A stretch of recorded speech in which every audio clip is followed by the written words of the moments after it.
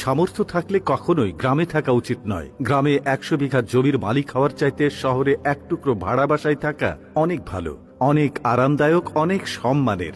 গ্রামে স্থায়ীভাবে বসবাস করাটাকে কোন সূচকে এগিয়ে রাখা যায়? আসলে এখানে বেশিরভাগ মানুষ এতটাই টক্সিক যে তারা নিজেদের ব্যক্তিগত জীবনের চাইতে আপনার জীবন নিয়ে বেশি চিন্তিত।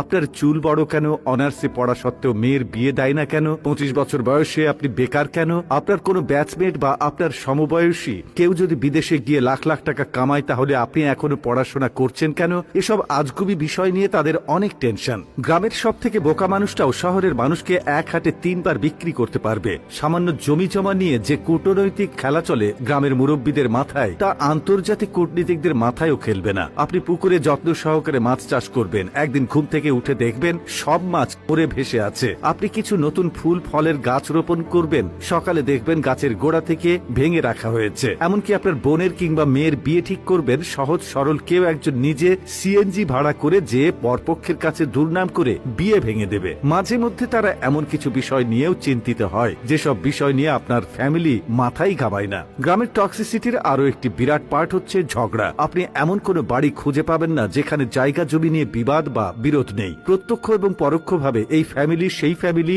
একজন আরেকজনের সাথে ঝগড়ায় লেগেই থাকে। 1 ইঞ্চি জায়গা জমি নিয়ে মামলা মোকদ্দমা, অশ্লীল ভাষায় গালি, মাথা ফাটি চলতেই থাকে হর হামেশাই। এইজন ওইজনের নামে গোপনে প্যাঁচ লাগিয়ে ঝগড়া বাঁধিয়ে দেওয়া, কাউকে পছন্দ না হলে তাকে নিয়ে গ্রামের জনে জনে কুৎসা রটনা করা, এমনকি বিবাহের প্রস্তাব আসলেও গোপনে প্যাঁচ লাগিয়ে দেওয়া যেন গ্রামের মানুষের নিত্যদিনের কাজ। গ্রামের বেশিরভাগ মানুষ এতটা অজ্ঞ যে তারা সফটওয়্যার ইঞ্জিনিয়ার বোঝে না, ইলেকট্রিক্যাল ইঞ্জিনিয়ার বোঝে না, এমনকি এমবিবিএস ডাক্তার মানেও তারা বোঝে না। তাদের কাছে সরকারি চাকরি মানেই পুলিশ হোক সে কনস্টেবল, আর্মি হোক সে সৈনিক, পিয়ন কিংবা প্রাইমারি স্কুলের শিক্ষক, এগুলোই তাদের কাছে সরকারি চাকরির মানদণ্ড। একজন নার্সকে তারা যেমন ভাবে ডাক্তার ভাবে, তেমনি ভাবেই একজন সরকারি মেডিকেল এমবিবিএস বা অন্যান্য ডাক্তারি ডিগ্রিধারীদেরকেও তারা একই রকম মনে করে। তাদের কাছে আপনি সরকারের কততম গ্রেডের চাকরি করেন তার চাইতে বেশি ইম্পর্ট্যান্ট আপনি প্রাইভেট জব করেন নাকি গভর্নমেন্ট। আপনি প্রাইমারি স্কুলের পিয়ন হলেও হয়তোবা তারা মেয়ে বিয়ে দিতে চাইবে, কিন্তু যদি শোনে আপনি প্রাইভেট কোম্পানির চাকরি করেন,